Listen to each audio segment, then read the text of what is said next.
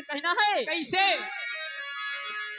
कि गर्मी के दिन बारे हाँ दीदी, कि गर्मी के दिन बारे बड़ी का मसीह जग के रख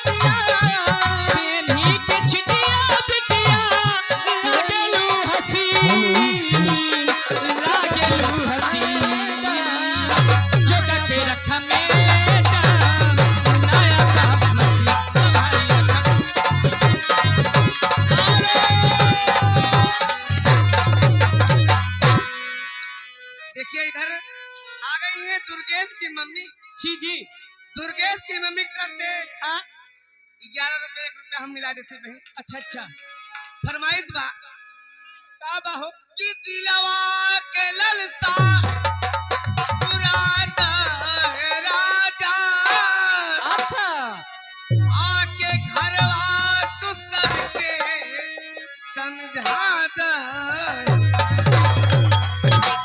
सैया काली तारी लागा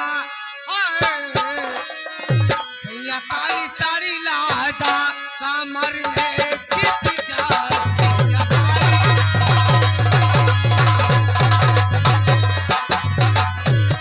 काली लागा कमर में छुप जाए काली तारी लागा कमर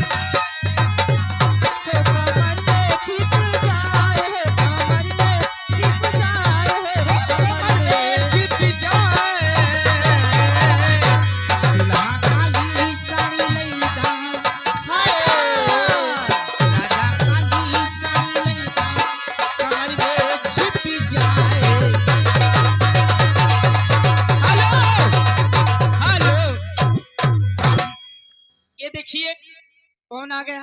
कौन आ गए? हमारे नितराम भाई, इस हमारे कंपनी के होनहार कलाकार। जी हाँ, वरिष्ठ कलाकार। उनकी तरफ से हमारे सारे कलाकारों को 20-20 रुपए का पुरस्कार मिला है। हाँ, लेकिन कहना है क्या है? एक छोटी सी गीत, लेकिन कैसे कैसे? दीदी जी आहो कहना है का है? कि जो बदला ना जा सके।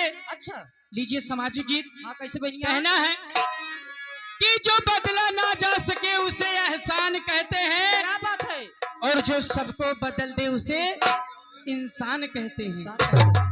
किताबें तो बहुत लोगों ने लिखी। अच्छा जी हाँ, किताबें तो बहुत लोगों ने लिखी।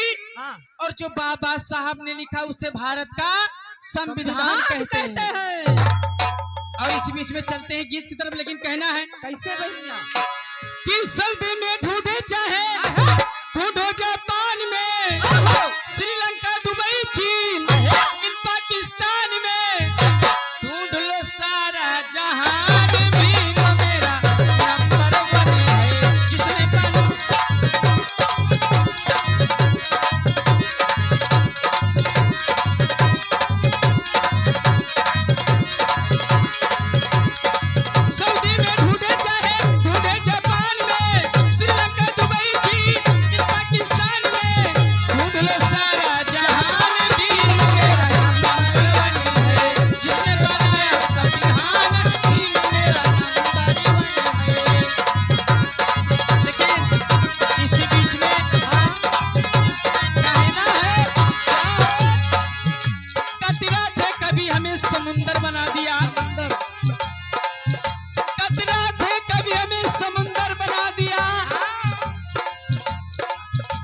अधिकार दिलाया बाबा ने, मुकद्दर बना दिया। क्या बात है। पैरों की धूल मानती थी संविधान में, जी हाँ। पैरों की धूल मानती थी संविधान में, हाँ, बाबा साहब ने सबके बराबर ला दिया। क्या बात है यार। ओ बाबा मंगलकारी थे,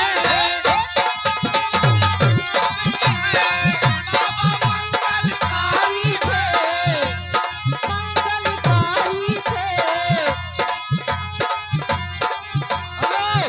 हेलो हेलो हेलो साहब, इसी बीच में आ रही है मानिए दुल्हा की मम्मी। दुल्हा की मम्मी की तरफ से 20 रुपए का पुरस्कार है और दुल्हा की बुआ की तरफ से 10 रुपए का पुरस्कार है और संगीत पार्टी की तरफ से धन्यवाद मैडम।